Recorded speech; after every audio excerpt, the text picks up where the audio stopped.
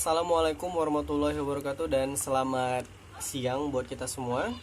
Yang saya hormati Ibu Deliana selaku dosen pengampu dari metodologi penelitian dan teman-teman yang saya sayangi dan saya banggakan.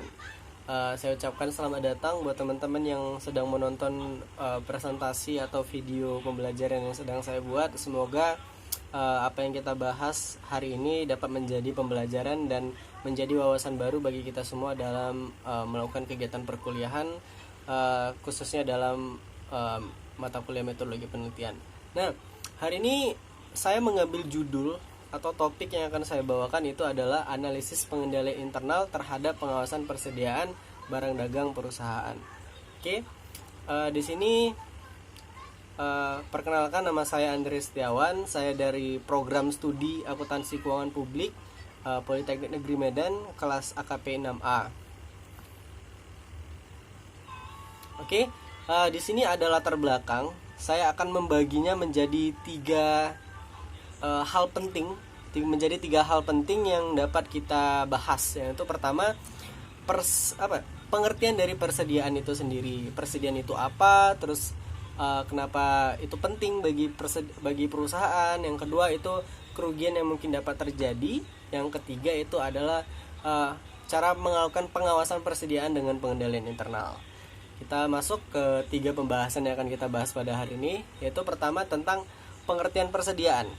Oke, persediaan yang sudah kita tahu merupakan salah satu harta yang sangat berharga bagi perusahaan dagang dan juga merupakan salah satu aktiva yang sangat aktif bagi perusahaan dan salah satu syarat pokok untuk perusahaan dagang dalam melakukan aktivitas perdagangan, ya kan, dalam rangka untuk memperoleh laba. Jadi bisa dikatakan atau bisa disimpulkan bahwasannya persediaan ini merupakan salah satu senjata ataupun salah satu yang sangat penting bagi perusahaan yang tidak mungkin tidak dimiliki gitu. Jadi jika persediaan tidak ada, maka tidak ada operasi, maka tidak ada penjualan, maka tidak ada laba, yang berarti tidak ada penjualan. Nah, kita kan tahu perusahaan itu kan memang tujuannya perusahaan didirikan adalah untuk memperoleh laba sebanyak-banyaknya dan untuk going concern atau berkelanjutan. Jadi tidak ada perusahaan berdiri untuk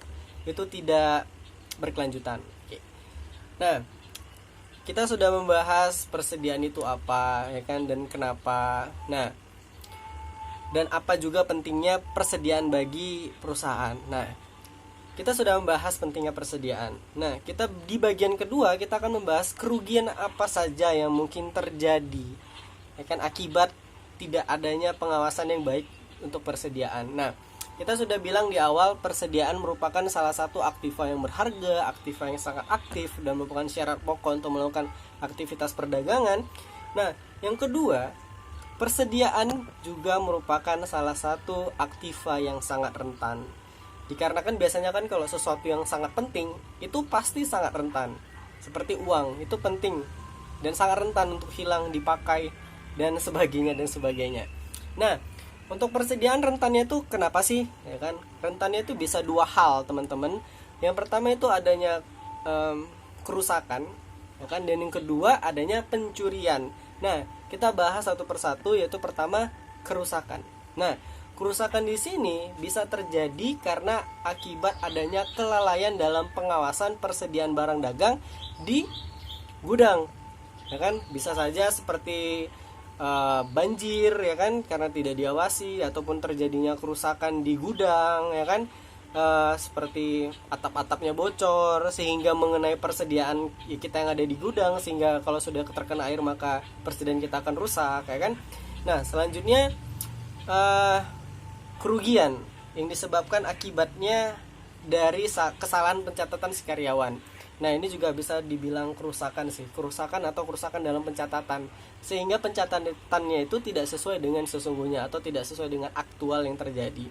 Nah, biasanya itu human error. Ini human error tidak disengaja, ya kan? Nah, itu dapat terjadi ketika si karyawan tidak mencatat sesuai dengan kenyataan aslinya, ya kan? Nah, ini ada hubungannya dengan pencurian yang akan kita bahas selanjutnya. Nah, di pencurian ini bisa terjadi akibat dari internal ataupun eksternal, teman-teman. Nah, Kalau untuk internal teman-teman, biasanya itu adanya kelalaian dalam pengendalian internalnya. Pertama misalkan karyawan yang melakukan pencatatan dan karyawan yang memegang seluruh dokumen yang berhubungan langsung dengan persediaan itu hanya satu orang yang memegang, jadi mudah sekali dokumen tersebut dimanipulasi. Nah, setelah dimanipulasi, karyawan yang berada di internal tadi bisa saja melakukan pencatatan yang disengaja yang berujung pada fraud atau kejahatan, ya kan? Sehingga ia mengambil keuntungan dari manipulasi yang ia kerjakan. Contohnya ketika perusahaan tersebut, ketika karyawan tersebut melakukan pencatatan yang tidak sesuai. Misalkan yang seharusnya dicatat di gudang itu ada 100, dicatat di buku sebesar 70 ataupun 80, sehingga akan mengalami kerugian bagi perusahaan. Nah, sedangkan untuk pihak eksternal bisa saja terjadi akibat dari pihak luar yang memaksa masuk, ataupun ketika persediaan itu lagi dalam perjalanan dan persediaan tersebut dicuri. Oke. Selanjutnya itu ada bagian ketiga atau bagian terakhir yang kita bahas, yaitu pengendalian internal dalam melakukan pengawasan persediaan. Nah, kita sudah bahas nih, persediaan merupakan salah satu aktiva yang sangat berharga dan sangat penting. Nah, perlu adanya yang namanya pengawasan, teman-teman. Pengawasan di sini kita bisa bilang yaitu pengendalian internal yang sangat dekat, gitu loh. Pengendalian internal sangat berguna dalam melindungi aktiva perusahaan terhadap kecurangan, pemborosan, dan pencurian yang dilakukan oleh pihak internal maupun pihak eksternal perusahaan. Nah, sistem internal yang memadai itu harusnya gimana sih? Yaitu tadi saya bilang harus adanya pemisahan fungsi, baik yang melakukan penerimaan, pencatatan, pengeluaran, dan orang yang menyetujui setiap transaksi yang ada di perusahaan tersebut. Jadi setiap bagian itu harus dipisahkan oleh orang yang berbeda, sehingga gampang untuk dilacak gitu loh. Jika sudah satu orang yang memegang setiap bagian, maka orang tersebut gampang sekali untuk memanipulasi pencatatan, sehingga terjadilah kerugian.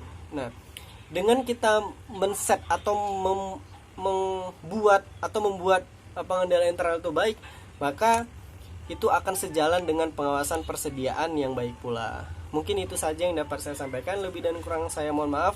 Wabillahi taufiq wal hidayah. Assalamualaikum warahmatullahi wabarakatuh. Dan sampai jumpa di pertemuan berikutnya, dan stay safe.